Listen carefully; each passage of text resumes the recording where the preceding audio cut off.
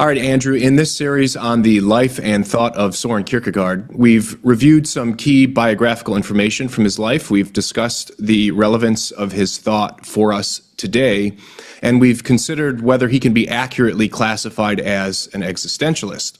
Today, I'd like to talk about some of the primary themes in his work. So, Andrew, can you give us a kind of flyover of the thematic landscape in Kierkegaard's writings? Absolutely, yeah. So there's a ton of different things that he writes about.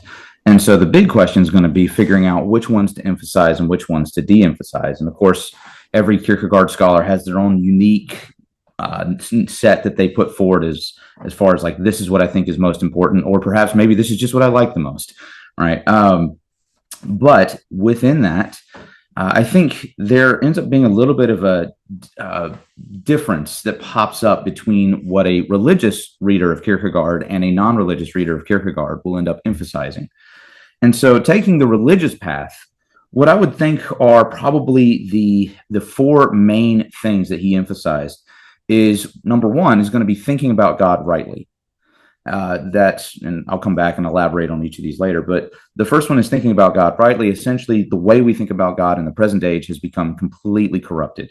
Number two is that, it kind of building on that one, is that we have this tendency to turn God into just the form of our own, or the way we think about God into the form of our own wants, wishes, and desires. And so he's not going to come around and just say, like, that's idolatry and just throw that term out there. But he is going to note and continually try to tear down what you might call the idols of our way of thinking about God, which is, again, always transforming God into our own wants, wishes, and desires. Another term, sort of, in a sense, that he uses is what he calls the infinite qualitative difference, and this would be the third major theme. And so the infinite qualitative difference is, it shows up in a number of different forms throughout his writings. And this one, I think, is the one most open to bringing in for classical theologians such as yourself and me. That's the one that basically is open the most to us being able to bring in now a doctrine of analogy and say, Kierkegaard is emphasizing that we cannot just immediately think of God as being just like us, right? That there is an infinite qualitative difference. And then the final one is going to be the stages on life's way, essentially. That he has this threefold, sort of sixfold set of stages along life's way that we sort of move through as we journey toward being true Christians. Now, insofar as Kierkegaard is read by a lot of secular authors, a lot of non-Christian authors or non-religious authors, what he is essentially, the stages along life's way sort of grounds what most of the non-religious readings end up emphasizing.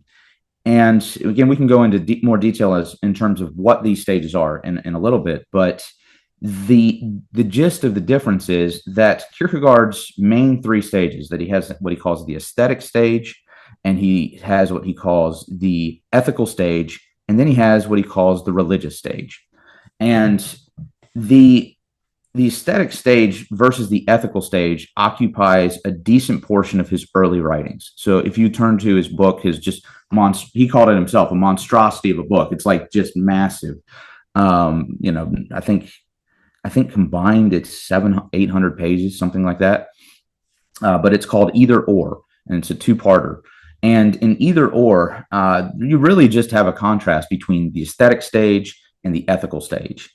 And insofar as you stay there, I think the existentialists that we talked about last time can kind of be comfortable camping out in this sort of sphere and talking really just about the aesthete, who is sort of a self-creating, somewhat of a free spirit, versus the ethical individual who has that sort of austere, universal kind of like, this is the way things should be done kind of personality, right? Like those two, when you stay in that lane, you don't really have to bring any religious interests into the picture. But of course, Kierkegaard goes on and in his later works introduces what he calls religiousness A and religiousness B. And that's where he sort of brings the whole of this movement through the stages of life, this progression through the different forms of life that you can live, to its conclusion in what he ultimately is just going to say religiousness B is, and that's just pure Christianity. So those are what I would say are the four main themes of Kierkegaard's authorship. That's a lot. We can unpack these, but that's the flyby. Okay, great. So thinking about God rightly, idols of our way of thinking about God, infinite qualitative difference, and then stages on life's way. So why don't we just, if you don't mind, let's just walk through each one of these, and maybe you can just give us a brief synopsis of what he means. Yeah. So thinking about God rightly is kind of like we can almost think of this as like a genus and species kind of relationship. So that's like the genus under which all these various different species of themes end up falling. And so the speculative grasp of the divine truth is something that in our age is largely just left behind. And in Kierkegaard's day, it wasn't quite that, right? It wasn't that people were not engaging in any kind of speculative thinking about God, right? It wasn't that they had any kind of speculative theology like in our day. It was more that they had speculative theology and they just failed to take into account that that God is not like us, right? That their way of thinking about God, as I read I think I read a quote from Hegel 2 weeks ago. And the quote in Hegel was talking about how the perfect form of the divine and the perfect form of the human have now been shown to be the same, right? That there's this sense in which the way that that the speculative thinker was engaging with theology was collapsing the divine into the human. And so it was still speculative. It was just bad speculation. Or even still, you could say from a philosophical standpoint, it was really rigorous and good speculation. And just from a Christian standpoint, was way off the mark. And it was nevertheless going by the name Christian. And so if you hear people talking about God as the absolute, for example, Christians still do that today. The way that term got introduced into Christian discourse was during this time period. And the absolute is an absolution in the same process of consciousness coming to understand itself in man as you find in God. And so that standard of understanding God as absolute in that sense makes God sort of the perfection of reason, i.e., makes God the perfection of human knowing as much as of divine knowing, because the two are blurred together. And so you can speculate all you want about reality through the lens of this absolute, but the very fact of the matter is you haven't realized that God is infinitely other, that he is not actually, our thoughts are not his thoughts, for crying out loud. He tells us that in his word. And so and with that, there's what speculative thought should be realizing is that our ideas about the way things are formed in a way completely different from God's ideas. Right? The divine ideas are not received; they are just known by God as he knows himself as the creator of these things. Right? We never grasp anything perfectly. We're always grasping after we never grasp, right? So that there's never any process in which my knowledge of something in reality will just say, I've exhausted it. There's nothing more to be known about it, right? And so knowing this, God is infinitely now separated in this speculative task from us. We can speculate all we want about him. We can speculate all we want about, or through the lens of this Christian thing, right? But the fact of the matter is, God is so separated from us that we're never going to actually reach any kind of absolute understanding of anything. And so that leaves us in a bit of a precarious situation. How do we navigate our thinking once this speculative grasp begins with highlighting our inability? And Kierkegaard's coming along saying, by the way, emphasize that highlighting of our inability, right? That he's trying to press that again and again and again. And there's a Lutheran tendency. There's a classical theological doctrine called the Deus Subsconditus, right? The divine hiddenness. And Kierkegaard sort of seems to be emphasizing the Lutheran side of this. And so especially during his time, there was a tendency to miss this notion. And the Deus Subsconditus really is just talking about the absence of God in our daily experience and how do we reconcile that. And this is profoundly influential for this reason. There's two books actually I'd highly recommend here. The Modern Age, I think, is safely is safely categorized as, while deeply philosophical, it's foundationally theological. Just has some messed up theology. And a really great text to show this is Michael Allen Gillespie's book here, and it's The Theological Origins of Modernity. Really great book to show that. But one of the ways that this makes its way into the everyday discourse is through what Susan Nyman highlights in her book, Evil in Modern Thought. And she right out the gate just notes that there's this guy, King Alfonso. I forget there's a number behind his name, but she doesn't give it, and I forget what it is.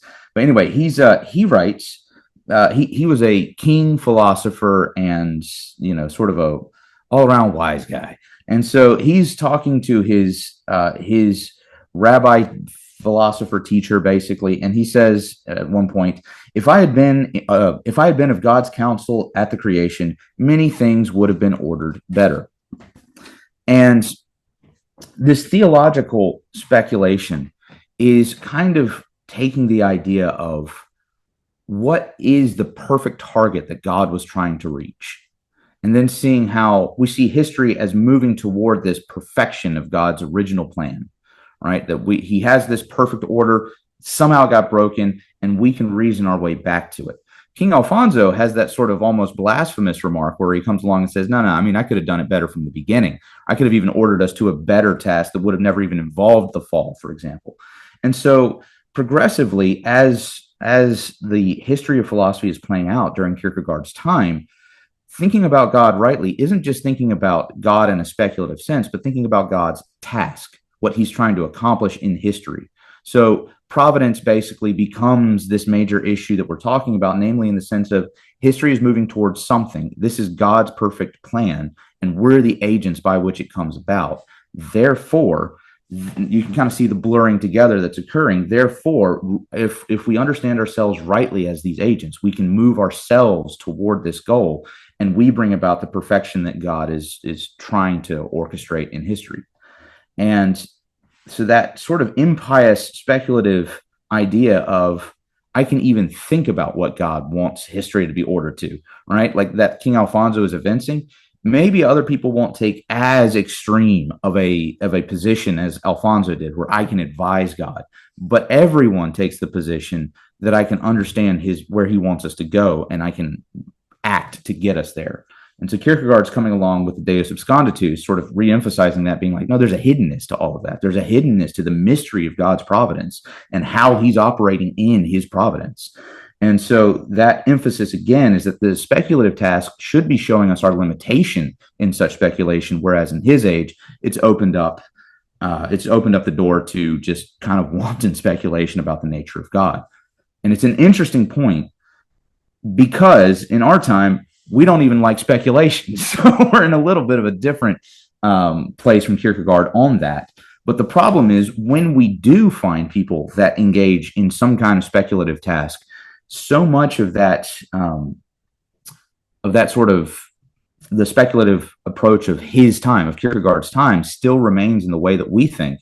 That you even see pockets of this popping up today, where you see people basically, any sort of post-millennialist re-emphasis that's occurring in our theology today largely smacks of what Kierkegaard was witnessing at that time, because in Europe they didn't so much go by post-millennialism. That's kind of an American term, an American phenomenon, but in Europe they had a lot of the same theological speculations. Essentially, like it'd be wrong not to call Hegel some flavor of post-millennialist, right, in some sense. And so that kind of a tendency is still emergent in a lot of the factions today that are trying to reintroduce a kind of speculative theology. I see. So let me see if I can make a distinction here. There's a distinction in my mind. I want to see what you think about this. So it seems to me that, from what I understand about Hegel in particular, he didn't just think about human rationality as the outworking of God's sovereign plan in history. I mean, there was some sort of an identification, right, with human rationality collectively and the very being of God. I mean, it seems to me that when I the little bit of Hegel that I've read, and then summaries, secondary sources of Hegel, it seems like for Hegel, God is very much becoming in his being, and he's in process. in his being. Is that correct when it comes to Hegel's thought in particular? That's yes, yeah. It's Okay. as with everything, it's complicated in Hegel. So the main issue is going to be God is passing into history in the form of his church, and so as the church is becoming, so too is God in history. I see. But God is still in an ontological process. Yeah, He's changing. yeah. Okay. And so did the Lutheran Church at the time just adopt that wholesale, or did they make distinctions? I mean, because it sounds like, because when you start talking about Hegel, I'm thinking ontologically. Like, this is an idea that has to do with the very being of God, the very nature of God. In some sense, God is in process. He's becoming. But then when you started talking about the more Lutheran ideas about sovereignty and God's plan for history, it sounds like there's a distinction between ontology there and, God's divine plan. Is there a distinction that the Lutherans are making? Are they collapsing the march of history with the being of God, or just help me clarify the picture here that Kierkegaard is facing? Yeah, sorry. It's I don't want to speak for what the Lutherans were doing. I know that there's a number of theologians to whom we could refer that would definitely show that. The problem is it's kind of almost, I feel almost like I'm throwing the Lutherans under the bus here, because there are plenty of good Lutheran theologians. The problem is sort of the leading figures had become sort of their own thing. There's another theme of Kierkegaard, actually. I probably should just bring this up now. He has what he calls the distinction between the genius and the apostle. I almost put this in my list of I was going to give 5, namely because I cut it because he's going to show up again in a later book that we're going to discuss. But there's a distinction that he writes in several different places. If you want just a cheap, like easy to find book, really small to read, the final chapter of this one, he includes the discussion between what he calls the genius and the apostle. And this is sort of 2 modes by which a Christian theologian can operate. And what it's essentially asking the question of is this. If you are a theologian and you are a genius, there's something that you are bringing and adding to the message that makes it great, right? So the question is about the greatness of the message, right? And so how in the world is a human going to come along and demonstrate the greatness of the message? Well, probably by having some kind of world historical impact through the message. Also, world historical impacts don't necessarily just mean political transformations. You could also think of like the eloquence of Dante that reshaped literature, right? But some kind of world historical impact that reshapes history and betters it in some sense, moves it toward this perfect absolution. Whereas the apostle adds nothing. The apostle is merely a conduit through which Christ reveals himself in his word, right? And so Kierkegaard takes this all the way back to Paul, and he says, what made Paul great, right? Was Paul great because he was just, one of the greatest orators of his time? No. I mean, obviously and objectively, Cicero was better, right? Like, there's no real distinction, like, there's no real comparison there, right? Was Paul great because he was a great poet? Well, he certainly wasn't Virgil, right? Like, I'm not trying to denigrate the man, but we're being ridiculous if we try to say, oh, it's the most eloquent and beautifully written and well composed. These are letters that half of them don't even have a structure, right? He's just addressing just random things that have plagued the church in the moment. And so he's responding in these ways. And so is Paul great because of the compositional skill, because of his linguistic ability? Is he great because of his theological insights? No, he's great because he was the conduit that God used to write his word for history to know, right? Like he is great, not because his words are his own, but because his words are God's that God is giving him, right?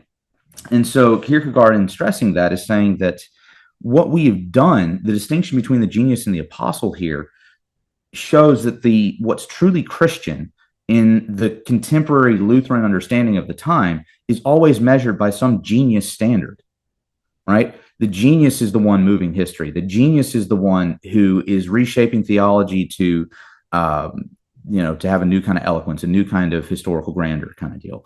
Whereas what we need to get back to is the humble life of the Christian who recognizes that I had nothing. And in fact, history itself is just transitory and wasting away. And so if you're going to then say that the Christian is measured by the standard of the genius, then inevitably you will take non-Christian things, political progress, for example, eloquence, for example, and you will measure that greatness and therefore the degree of Christianity by those worldly things. Yeah, I see. You said that one of the first themes is just thinking about God rightly, and I want to move to the other ones. So it sounds like there's maybe two approaches to this for Kierkegaard. First, ontologically, like we've got to make sure when we're thinking about God, we're not thinking about him as if he just were a creature. Yeah. So there's a distinction ontologically, but also it sounds like you're saying that Kierkegaard wanted to make sure we think properly when it comes to God's sovereign plan for history. It sounds like the environment in which he lived was very optimistic about knowing that plan and being able to kind of push it forward. But Kierkegaard saying, not only do we not know God as he is in himself, but we're foolish to think that we could know God's plan, at least outside of what's revealed to us in Scripture. Is that a decent summary? That's a great summary. And one other, let's see, can I reach it without pulling out my headphones? I don't think so. All right. So there's a great book. Oh no, I can. Just a second. Mm-hmm.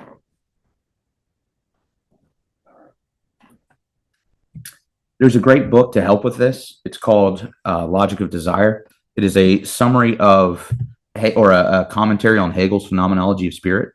And there's a section, it's just a couple of pages that's worth the price of the book. And Peter Kalkovich, I don't know how to pronounce his name. He's he might be the best expositor of Hegel I've read. And he has this section, just a couple of pages, where he just calls Hegel's heresies. And he lists the places where Hegel deviates from the traditional orthodox norm of Christian thinking. And in one of those places, he states straightforwardly that it's actually the Holy Spirit in particular that is misunderstood here. And so we have here, God becomes fully God by becoming man. All right. And so we shouldn't just realize that you might say, well, obviously, that's Jesus, right? Sort of. Jesus is the one who embodies the form first. We all then become like Jesus. And in becoming like Jesus, we become like God in this embodiment in man. So when you think of like God as spirit, right, in a sense, think more of the spirit of the age, right? That's kind of more what it is, like almost like an ideological possession in a sense. And so God becomes helpful. Fully God by becoming fully man. And then dropping down a few, he's got 12 heresies. So that was the second one. The sixth one that he lists is ultimately God is embodied not in Christ, but in the Christian community. And so if God is embodied in the Christian community here, where was I going with that? Oh man, I forgot where I was going. I was answering your question and I forgot what your question was. If God is embodied in the Christian community, then it seems like it would be the responsibility of the Christian community to fully express God as he is. Right. And as the Christian community moves towards perfection, so too is God moving toward perfection. Right. And so the genius is therefore becoming more holy by being genius, by progressing the community. I see. Yeah, that's great. Okay, so thinking about God rightly, it seems like the second point you make is related, because you said Kierkegaard wants to address the idols of our way of thinking about God. So maybe you can briefly just say something about that one. Yeah. So this is sort of like a species underneath the top one. And this is an idea that it's in a speculative sense, to use sort of a Hegelian vocabulary here for a moment. The way that we ground our terms makes a huge difference. And today you have a lot of sort of reform thinkers in particular talking about the ground of our thinking. And as Thomists, we're not foundationalist thinkers. We don't think that terms necessarily need a conceptual foundation upon which all of them are generated. However, I think we can still say, though, that there is a kind of grounding that does occur in terms. And by that I mean this, that if I think of, for example, the nature of freedom, let's take just that term itself, and I think of it in terms of a positive foundation, then it's going to have some sort of self-creating sense that's going to come out of that. But if I think of it in terms of a negative foundation of just sort of like a freedom from, again, it's going to have a fundamentally different meaning at the end of the day. It's going to be, one's going to be creation or freedom to, that I'm going to have the self-creating thing. Another one's going to be that I'm just unburdened by somebody telling me what to do. And so there's a kind of grounding that terms can have. It's just not a universal or absolute grounding that then generates all terms and whatnot. It really is just talking about what is this term positioned against, if you will. And I bring that up mainly to say that in grounding our thoughts about God, we've already run into the speculative problem of saying that we have the tendency to think about God in creaturely terms. In a sense, and as people holding to a doctrine of analogy, a classical doctrine of analogy, we even would say, in a sense, the ground of my understanding of God is going to be a creaturely vocabulary, it's going to be creaturely things, it's going to be creation. I move from creation to grasp the uncreated, right, in an analogical way. And the problem that ends up generating again and again and again is that sort of creaturely foundation that I use as sort of my launching pad to go into thinking about God properly gets in the way, right? And so especially if you can think in terms of what Hegel was just talking about with God becoming in the church, like God's perfection in the church, basically. Well, now when I think about God's perfection, I'm thinking purely in creaturely terms, right? Because this is going to be the perfection grounded in the church, right? But I think there's a way in which remnants of this are still found even in our own present church, because I think Carl Trueman had a really great line in a speech he gave fairly recently. And I wrote it down, so I wanted to read it because it's a really great way to illustrate how this preference for understanding God through a lens of creaturely terms still sort of permeates our language. And so he says in the speech that the purpose of classical theology is not to enable the city to flourish. It is not to help people give up alcoholism. It's not to save somebody's marriage. All these things may be very, very good things.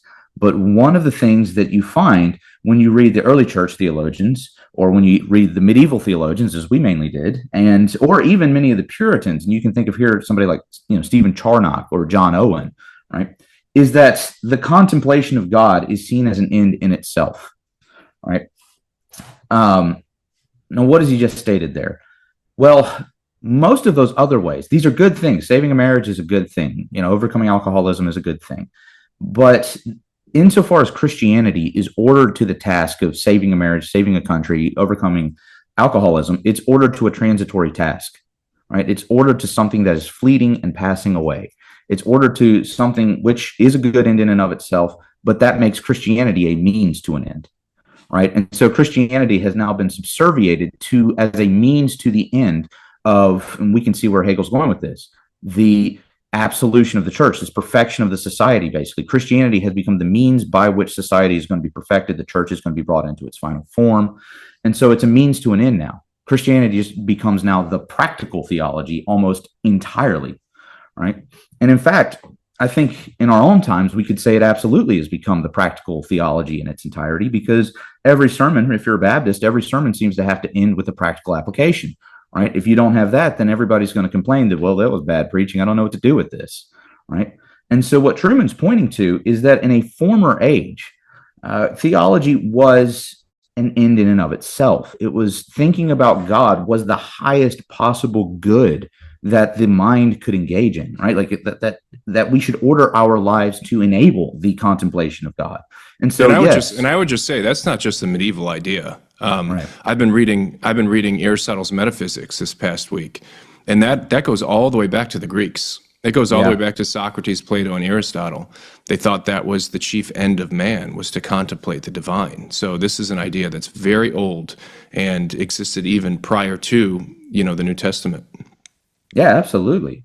And there's a sense in which even I think that you have sort of go to like Origen's De Principii, right? This is before the Bible has been codified. And so Origen's trying to figure out, okay, what in the world will be the principle by which we organize this Bible? And so he writes De Principii. And it's just this amazing speculative work of just pure kind of proto-Neoplatonist philosophy, wherein he's speculating about the nature of God and God's works. Justin Martyr can be cited here, of course. Augustine, like basically the who's who of the early church can be cited here. But so too can people like Stephen Charnock, for crying out loud. I mean, the existence and attributes of God is a monumental work wherein that same point is being emphasized again and again and again. But what are all of these guys having clear in their minds? Well, they're having clear in their minds that theology is an end in and of itself. It's the highest good. It is that toward which we should order our lives. Instead, though, in Kierkegaard's age, as I would submit in our own age, Christianity has been made or has been subserviated to these really worldly ends, right?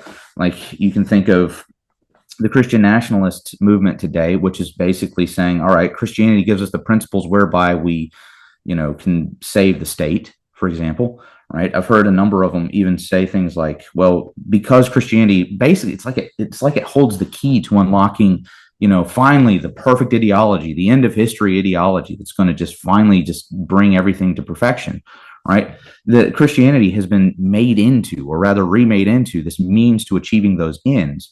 And therefore, for those of us who have read the history of theology, we would say, well, yeah, the very goal that Christianity is actually ordering us to, it's been lost because it's been subserviated to all of these other worldly goods.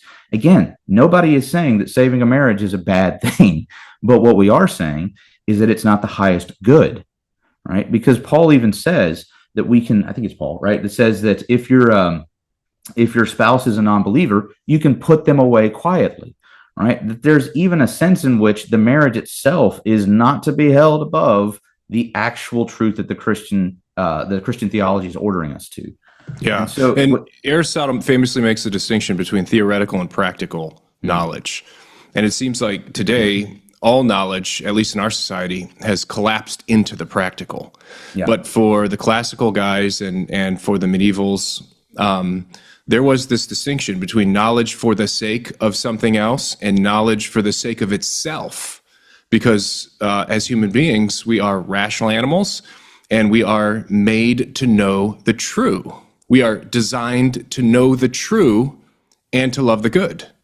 And knowing the true is an end in itself, not some further means, not a means to some further end. So, but yeah, in our society, and it's something I see in our society in general, but also especially in the church, we have collapsed all knowledge into practical knowledge. And if Christianity is a system of knowledge, it will be also similarly made practical. Right. And there's a sense in which, I mean, it should be self-evident that that's the case. Right. But there's a sense in which it's almost verboten to even ask that, like ask the question of, okay, but what are we really being ordered to? Right. Because there's a theologian, I'm trying to remember his name. There's a Catholic theologian in around the turn of the 19th into the 20th century, wherein he's remarking on sort of the emergence of like a Comtean, what's his term? Well, there's some pragmatisms taking over, and I'm forgetting what Auguste Comte's philosophy is called, positivism, that it's like an emergent positivism and an emergent pragmaticism that's taking over just the philosophical landscape. And he makes the point that, by the way, if these happen, metaphysics is gone. And if metaphysics is gone, you know what else goes with it? Theology. If metaphysics leaves, then we have no theology. And so it's of the highest importance that the Christian thinks about metaphysics and fights to preserve the legitimacy of metaphysics as a discipline, because theology itself, in a sense, is contingent upon it. Right? Now, that's itself, saying that's going to be a highly controversial thing. I know that there's going to be a number of Reformed thinkers that are going to, protest that, theology is the ground of all knowledge, whatever. That's not really, that's a different discussion we could get into. But the point being, I think it's kind of a categorical point to say that God is not a physical being. Therefore, he is a metaphysical being. Therefore, if we are to think about a metaphysical being, we need to do metaphysics, right? Like that's kind of a fact, right? If we're going to talk about ourselves as biological beings, we need to have the science of biology through which we can do it, right? So there's just kind of an obvious sort of sense in which that would be needed. But unfortunately, and this is actually, if I can jump ahead to a later point, the infinite qualitative difference. This is kind of where that comes into play.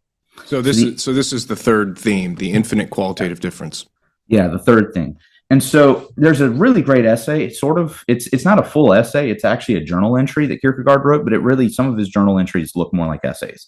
And so it's November 1st of 1847 that he wrote this. If you're looking it up in the Soren Kierkegaard Skrifter, or the writings collection, which is available, I think it's sorenkierkegaard.com. I can't remember. But anyway, it's the University of Copenhagen, I think, makes these available. But anyway, it's in his collected works. It's volume 20, page 250 that he writes this. And he writes that the basic confusion, apologize if my translation is not that great here, but he writes that the basic confusion of modern times, which branches into logic, metaphysics, dogmatics, and the whole of our time's way of life, or the confusion lying at its ground, is that we have removed the consuming abyss of the qualitative difference between God and man.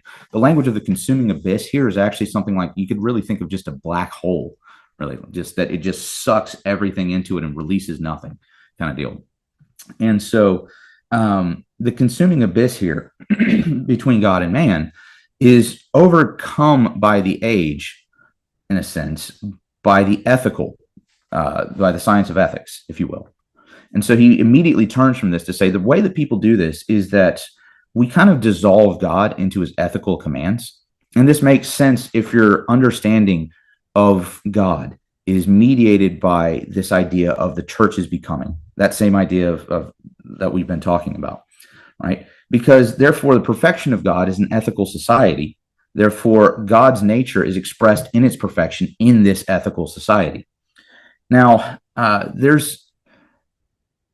there's a sense in which, if I can actually cite a different book by Michael Allen Gillespie, I know I cited his Theological Origins of Modernity a little bit ago, but there's a second one, if you don't mind. It just dawned on me, there's another passage worth reading here, but let me grab it real quick.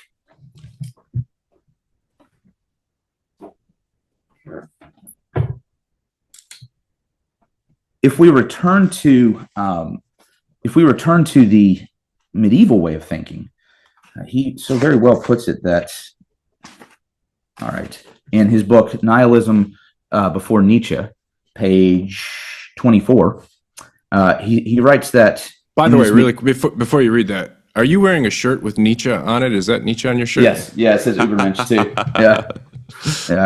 So last week I was wearing last time I was wearing a Slavoj Žižek shirt. Before that I was wearing a Kierkegaard shirt. Before that I was wearing an Aquinas shirt. So I'm just going through my philosopher shirts. So the line is, he's talking about how during that time period, I'm sorry, I'm getting choked up. I get so emotional talking about Kierkegaard.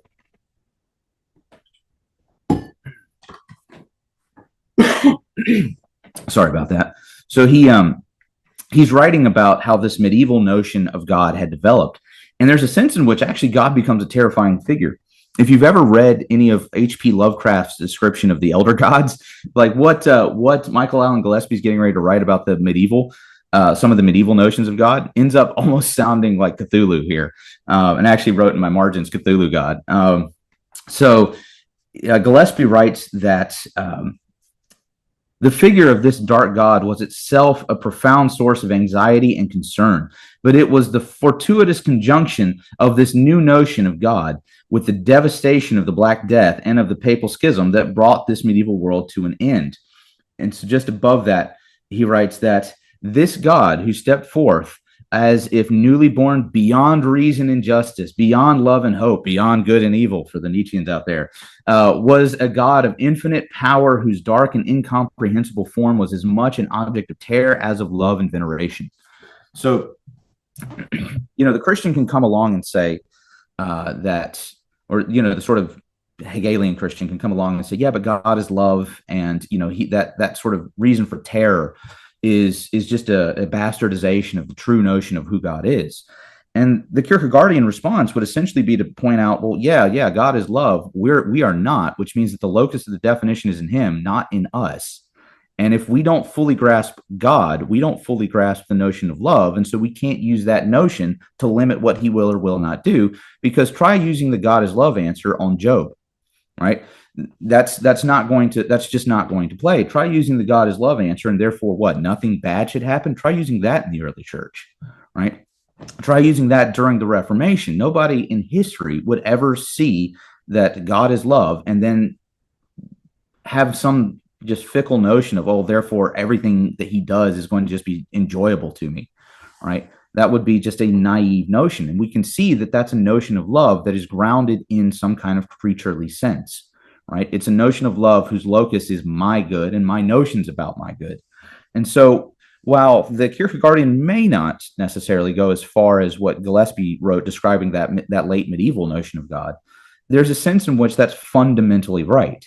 And so the ethical problem is that the Christian wants to see this ethical community as the perfection of God's character embodied in history, which means that this ethical community is the perfection of God's character. There is a one-to-one correlation between God's ethical imperatives and his commandments, and yet we forget that even in Isaiah that God says, I create good and I create evil, right? We forget that in the medieval notions, God's goodness, if you will, was so obscured that they might even literally be terrified of him, right? And he's not just writing, by the way, about the superstitious peasants. He's talking about the theologians there when he writes that passage, right? And so there's a gap that says that God is not to be put in a box, right? God is not to be. And just to step in for anyone listening, we talk about this more at length, this medieval understanding of the notion of God, when you and I sat down with Dr. Brian Huffling and we talked about the Euthyphro dilemma. So if you're interested in what this conception of God was and what it means for God to be good, and how that's distinct from human goodness, you can go back and you can watch that interview that Andrew and I did with Dr. Brian Huffling. Yeah, thank you. Yeah, it's well worth watching. Give us more views. So, but the thing about this ethical sort of conflation is that if God's character is conflated with this ethical system, right? First off, he has to now be an ethical being, right? That we've already made him an ethical being. His essence is to be ethical. Well, in classical understanding, in classical theology, rooted in a natural metaphysics, right? In this, no one ever held such a conflation prior to really this modern age. There are crude friars that you might be able to encounter in some medieval instances, but in terms of the great theologians of the early church, all the way through the medieval period, all the way through the Reformation period, that was not the trend. Right? That was not what defined theology. And so God is not an ethical being. And so to the modern audience that might hear this, they might think, wait a second, you're speaking heresy. And as a matter of fact, actually, we're speaking the historical truth when we're saying that. God was never understood as an ethical being. And so And maybe make a distinction there. So we're not saying that God wasn't understood as good, because the classical conception is that God is not just good, he is goodness itself. Right. But when we talk about ethics, when we talk about morality, we're talking about a certain standard of goodness that is tied to the nature of something. So there's a certain standard of goodness for human beings as human beings. And so because God is not some instantiation of a kind, there's not like some standard of ethics that is over God and to which he must be well behaved. Right. He must live up to. So we're not saying that by saying that God is not ethical, we're not saying that God is not good. We're just making a distinction between what it means to be good or goodness itself and what it means to be ethical. Yeah, absolutely. And to add to that, though, again, we have to keep in this Kierkegaardian sort of emphasis. The point is to then say God is good. Also, we're not. We don't know what that means. When I say we're not, I don't just mean in the sense of like the fall and sin and whatnot. I mean that literally the locus of goodness is not in me. It's that towards which I'm ordered, right? And for God, the locus of just him being pure goodness, there's a convertibility in classical metaphysics between the term being and goodness. And so this is really just another way, in a sense, an ethical way, if you will, of saying that God is the uncaused cause, that God is just self-subsistent being, right? And so The fact of the matter is, though, while that should give us some comfort, I guess, the reality is if that Deus absconditus point holds, that still doesn't mean that we know what the goodness is, what this pure goodness is.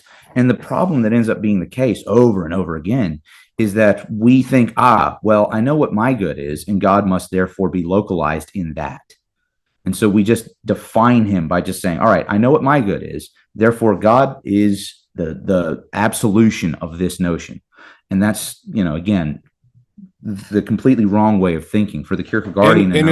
And it also leads to the prevalence of the problem of evil. I mean, I think that this is exactly what you're saying is why the problem of evil became so problematic and remains so problematic in the modern era. Because when we collapse God's morality, when we say that God is moral and ethical just like we are, well, then there's a standard by which we need to hold God and by which we need to judge him. Yeah. And that becomes extremely problematic, and it becomes a very poignant apologetic issue at that point. Absolutely. And so that sort of King Alfonso approach of, I would have done things differently, in a sense, like all theodicy, and this is one of the points that Nyman is making. And she wrote, in my view, one of the best books of philosophy so far this century. And so the point is there that theodicy begins with that, right? It begins with the assumption that I can judge God's works. And that's entirely, like, God had a really great place in his word to address that issue, right? To go like, okay, here's my reasoning for why I allow bad things to happen. In fact, Job is kind of asking for that. And the answer that he gets is, who are you to ask me? Right? He doesn't get a theodicy. He doesn't get an explanation. He gets slapped down and told, who are you to ask me such things? And he gets to see God. He gets to see God, who is the good. Yeah. And it's not like his questions get answered. It's just that they don't matter anymore because he sees goodness itself when God reveals himself. So Job gets an answer. It's just not in the form of a proposition. It's in the form of a person. Yeah. And one of the wonderful things is, too, I remember actually having this conversation with a couple of our classmates when I was still working on the MA, and the realization that I was having was that even in sort of an exact relation to what you just said, studying God from a speculative perspective usually tends to downplay precisely things like the problem of evil, not because we come up with just some knockdown answer, but because it just fades from importance. It fades from actually having any kind of weight or even coherence in what speculative thought is doing. And so it's a very important thing to recognize that, again, if theology is not grounded on some kind of a natural theology, or some kind of a speculative project, we get so tangled up in all of these mismanaged concerns such that God then gets dissolved into these problems that present themselves as uber pressing problems. But if we just return back to the natural theology, that the theology itself, much like the real presence of God to Job, sort of in a sense, the real presence of God as mediated by this theological speculation, does the same thing for our theological concerns. Yeah, some of the perennial issues that have become perennial, especially in the Protestant church, it's not that you get a crystal clear solving of these issues by thinking clearly about God. It's just that some of these issues just end up dissolving once you start off with the proper conception of God. And one that's been really important to me and to my own thinking is the free will, divine sovereignty problem. Again, it's a problem today that theologians wrestle with, and I'm convinced that it's only problematic to the degree that you fail to understand the creator-creature distinction. Yeah. And so Kierkegaard is just, like I said, a couple episodes ago, he's just super relevant to what's happening in the church today. And to the point you just made as well, it's that also explains why it's so very difficult for us. If you have somebody that's, of a truly Reformed background or something, you have somebody that's a truly classical theologian, right? And the free will debate shows up, right? There's no pithy answer that you can give precisely because what's lacking in the conversation up until that point is an entire natural theology. That's right? Exactly right. Yeah. And so if I could just interject, because what you just said, this past Tuesday, I was talking to a couple of Christians, and they were pressing me, what do you think about the Arminian Calvinist debate? And Yeah. it just got so frustrating because it's like, oh my, if for me to answer this, I would literally need to walk you through classical philosophical theology. We need to go all the way back to the fountainhead, and we need to talk about the nature of God, because until we settle that, as far as we are able, we're not even going to be able to address this controversy appropriately, because we first have to understand the nature of God before we can even hope to understand the relationship between divine sovereignty and human freedom. And so anyway, I'm sorry to interject, but that literally, I just had that conversation this week. So one, and notice to that very point, and I think it's a great observation there, because notice when that problem starts being elevated. It's precisely at the same moment that this sort of King Alfonso is prior to Leibniz, right? So when is Leibniz? Well, he's barely even an Enlightenment thinker. He's really more of a Renaissance thinker by dating, right? And so you have these, like in terms of the university system that he's educated in really looks like the same as the Renaissance university, right? You have guys like Descartes as well, right? Like he's really more of a Renaissance thinker. Right. These are the guys that are the doorway through which modernism is introduced. And it's precisely in their line of thinking. Like what's partially wrong with Leibniz? Well, he takes the bait from King Alfonso. Right. He's, of course, debating somebody else. But the very fact of the matter is his theodicy takes the bait of, OK, yeah, I can't actually speculate on what God's reasoning would have been. Right. I've already collapsed this creator creature distinction. And now let me speculate. And so precisely when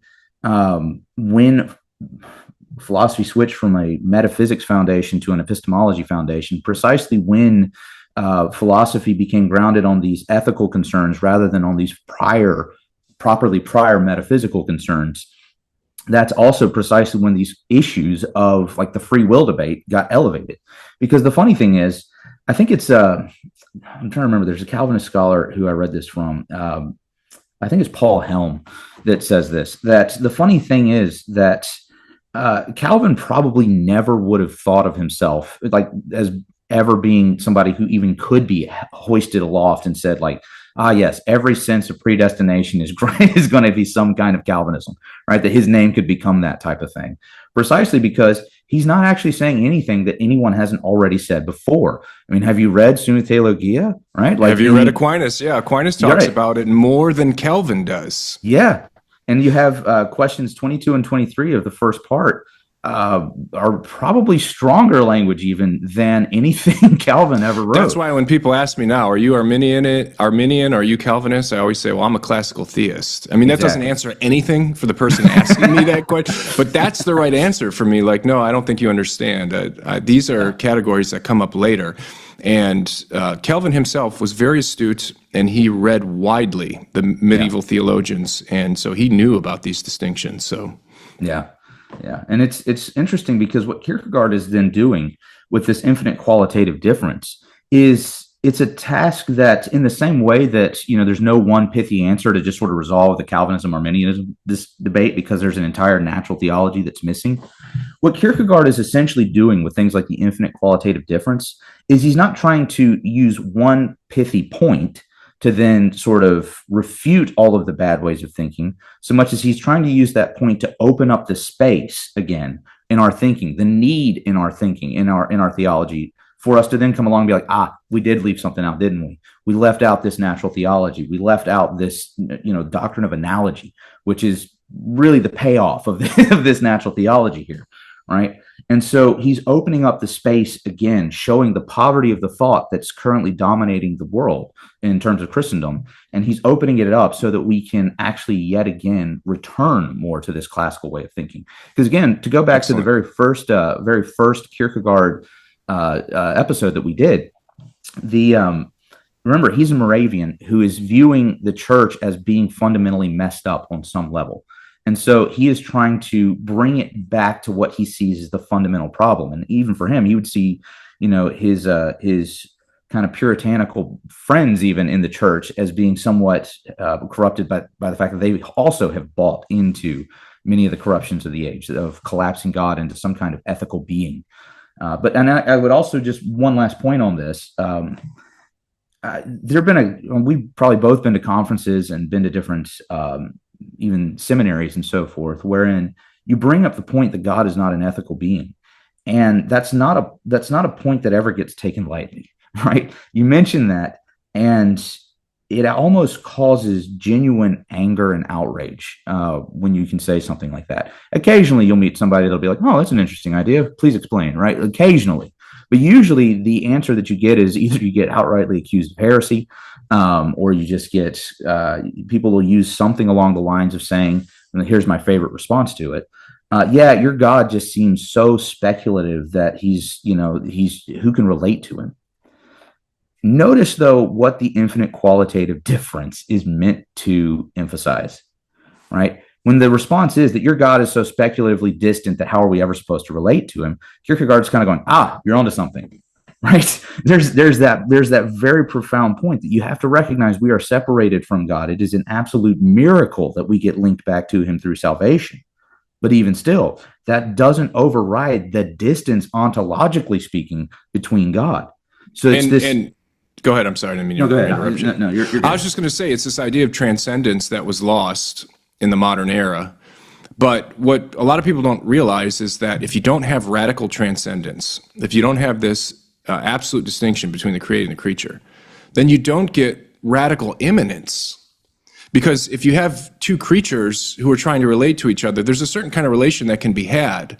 But the relation that the creator can have to the creature, because the creator is just not another being among beings that relate to beings, but is the very ground of being itself. Aquinas says that it's the very transcendence of God that allows for this radical immanence, that God is as close to you as possible because he is literally making you to be for as long as you are.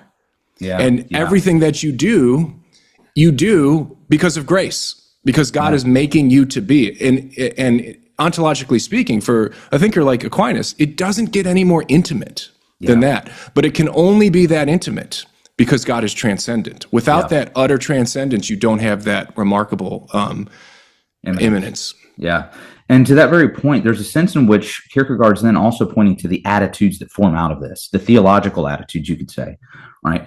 And so I think I mentioned last time that Hegel has this passage opening up the second edition or second preface to his book, The Science of Logic.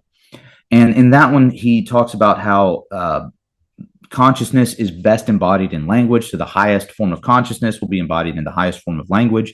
And he says, we're Germans, by the way, we have the highest form of language, and we in America would say we're Americans. We have the highest form of German's great. And so then, the thing is, Kierkegaard comes along and he sees this sort of, I'm wearing a shirt that says Übermensch on it, right? And so you have this Hegelian notion is in a sense almost pointing us to the Übermensch, like a kind of a Hegelian Übermensch here, this superhuman kind of perfection of what we're aiming toward. And it's funny because Kierkegaard says, all right, you're pointing to the highest form of perfection that a human could have. I'm going to actually take something below a human and point to how that has a greater perfection than us. And so then, interestingly enough, here's the perfection that he's pointing to is something that you hear from the scriptures themselves. And so he writes that from the lily and the birds, as teachers, let us learn silence, or to learn to keep silent. For surely it is speech that places the human being above the animal, and if you like, far above the lily. But because the ability to speak is an advantage, it does not follow that there is no art in the ability to keep silent, or that it would be an inferior art. On the contrary, precisely because the human being has the ability to speak, for this very reason, the ability to keep silent is an art.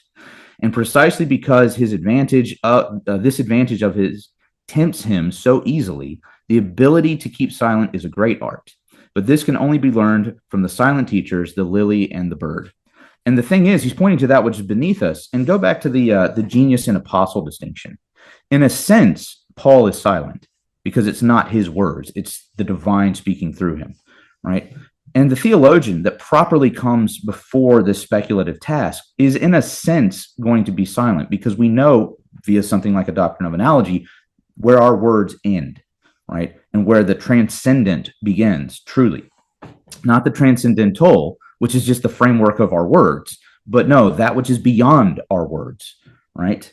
And so, in that sense, we have to learn where our speech fails. We have to learn where it ends. We have to learn how to keep silent and not to keep speaking as King Alfonso did. I can keep speaking about God's motivations. That's what he's saying, right? Because he's seeing this human speech as this excellence that can capture God. Whereas what Kierkegaard is pointing to there is no. The speech here allows us many great things, but it doesn't allow us to capture God. And one of the things, I don't know how well this holds up in terms of a true exegetical point, but I've always thought it was interesting. I heard a pastor once say that God gives Adam the ability to name the animals, and Adam then immediately turns around and tries to name God, right? And that there's a sense in which that's playing out ever since.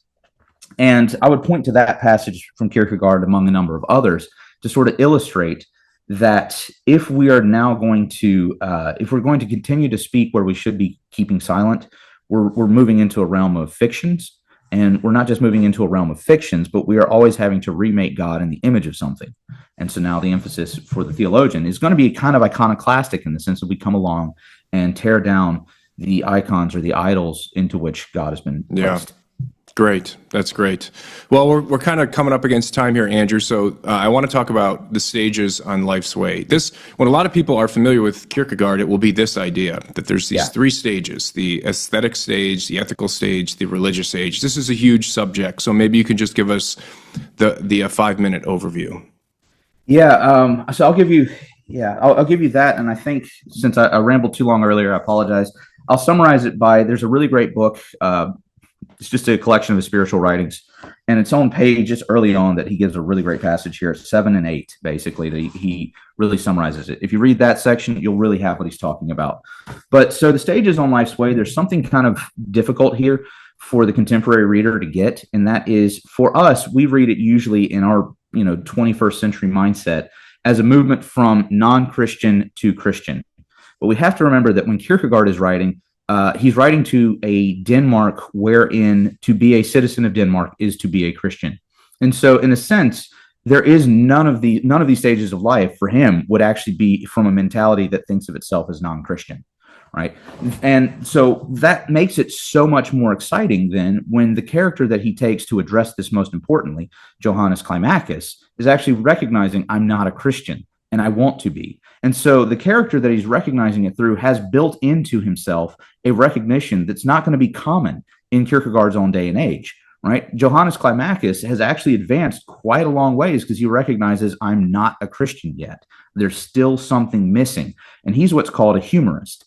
And that's important because it turns out that there's actually kind of 6 stages here, right? There's the aesthetic stage. That's a positive stage. It's kind of a dialectical movement here. So there's the aesthetic stage, which is a positive stage. And when that collapses, it collapses into, Kierkegaard coins a term here. I'm going to butcher the Danish pronunciation, but it's something like Mallenvarende, right? And so the term means a between stage. And the between stages are always these negatives, right? This sort of the collapse of the one stage that opens the door to the next stage, right? Creates the conditions through which the next stage will emerge. And so you have the aesthetic stage, which collapses into irony. And then you have the ethical stage that forms out of that, which collapses into humor. And then from humor, we get the religiousness A stage. And there's not exactly a collapse of religiousness A, so much as religiousness A's collapse is religiousness B. And that's going to be a little bit complicated to unpack, but I'll see if I can do this fairly quickly. Each of these is ordered really to a kind of temporality, if you will, like a kind of approach to time, if you will. So the aesthetic person, think about like the Christians that I'm sure we all know well.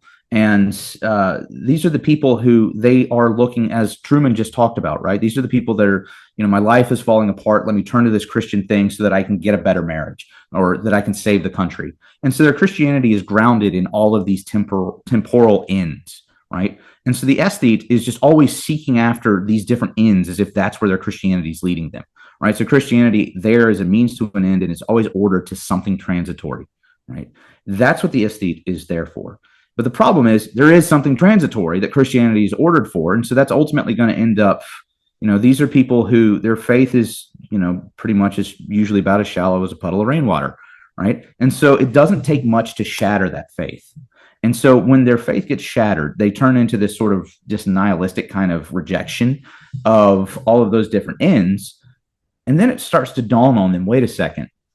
The problem is I dissolved this religious thing into all of these different temporal things. I need to actually stand for an eternal good. And so then they try to turn to the ethical, which isn't necessarily different in the sense of not having a whole bunch of ends towards which it's grounded. But whereas, for example, the aesthete might be trying to save his marriage in this moment, right? He's looking for religion to save his marriage in this moment. The ethicist is looking for the goodness of marriage per se. The universalization of marriage is like as a transcendent good, right?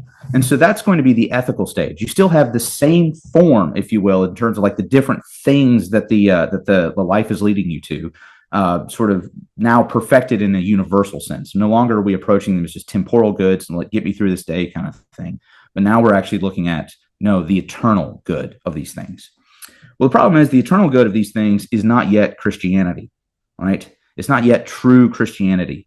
And so anybody, like, it's a common Christian polemic to say, yeah, any kind of ethic unchained from a religious point of view will eventually collapse into nihilism, right? And so if there's ethics devoid of a religiousness, where's it really going to go? So inevitably this one's going to collapse. That's going to be humor. And Johannes Climacus, the guy that outlines this the most, is a humorist, right? He's at that stage. He's right next to the door of the first stage of Christianity. And so the Christian, the person who embraces religiousness A is not necessarily a natural theologian per se. I've seen people compare it to that because religiousness A is a kind of general universal religiousness that emerges, right? The temptation is to think, the universal truths that can be known about God kind of thing. And it's not so much that. It's actually kind of more, we have to, again, think about the time in which Kierkegaard's writing. It would be a universal humanism kind of thing that's emerging. And there's a theologian that talks about this, Hans Kung, in his book on being a Christian. I think he summarizes the problem that this is facing very quickly. And he writes that on page 32, he writes, "Why then is there a church at all claiming to have a special place in the world of men? If it is now so modern, progressive, emancipatory, why is it still at any point conservative, traditionalist, or in any rate covertly tied to the past? To put it briefly and clearly, if it is now so human, what is the point of calling it Christian?" Right? And so the point here is that if religiousness A has still not managed to think of Christianity in a way that's completely untethered from some sort of, think of that Hegelian end of the church coming into its perfection, right? It still hasn't thought of it that way because it's still thinking of the church as sort of this perfection of human nature, not something which transcends human nature, right? And so finally, religiousness A, in its collapsing, gives way to religiousness B, which is to realize that actually the whole point of Christianity is to bring us into a personal relationship with Jesus, who is the absolute. And this shows up, for example, in terms of books like Fear and Trembling, which I think we'll talk about soon. But there's this kind of relation of the individual to the universal and to the absolute, right? And that if the absolute, which is God, is mediated by the universal, which is to say, if we understand the absolute through the lens of the universal, then we are understanding it as conditioned by the universal, right? We understand God through a paradigm, if you will. But the problem of religiousness B, or what Kierkegaard is trying to move us to, is to recognize that to be absolutely related to Jesus is to be related to the Father through Jesus, is to be related to, again, we know not what, right? We have to recognize that infinite qualitative difference still holds. And so the fact of the matter is that Jesus is not the embodiment of the perfection of man per se, and that's not what makes him great in that sense, right? It's not that he's coming along and showing us how to live that makes him so great, so much as it's him coming along and dying for our sins, creating the conditions whereby we and the Father are reunited. That is what the purpose of Christianity is there to emphasize. And it's a nuanced point, but it changes everything once you really start unpacking that.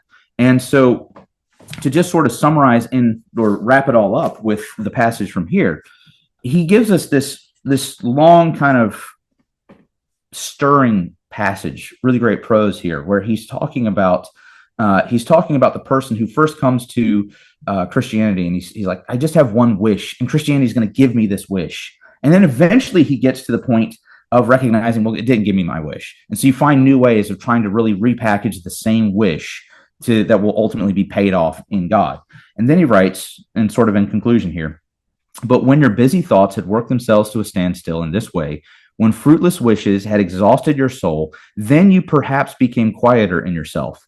Hidden and unnoticed, it perhaps happened that your mind became more gentle and took to heart the words that had been planted in you, and that you were able to give a blessing to your soul, namely the saying that every good and perfect gift comes down from above. Then, in all humility, you did indeed acknowledge that God had certainly not deceived you, that he took your earthly wishes and ignoble desires and exchanged them for heavenly comfort and holy thoughts. He didn't mistreat you by denying you your wish, since he gave you faith in your heart. Your wish, even if it could have encompassed everything, could at most have given you the whole world. But instead of this, God gave you a faith whereby you gained God and overcame the world. And that, I think, is the final point of the religiousness B. That's sort of the fruition of that stage. Excellent. All right, another great episode here. Guys, I know this is pretty heady stuff, pretty deep stuff, but if you're following along, I encourage you to continue to follow along. As Andrew said, I think what we're going to do next is actually go to one of Kierkegaard's most important works. It's called Fear and Trembling, and it's kind of a smallish book. So it's pretty cheap on Amazon. If you want to follow along with us, go ahead and pick up that book, Fear and Trembling. The next time we get together, we will be talking about that book. So, Andrew, again, this has been tons of fun, and I hope people are enjoying it as much as we are.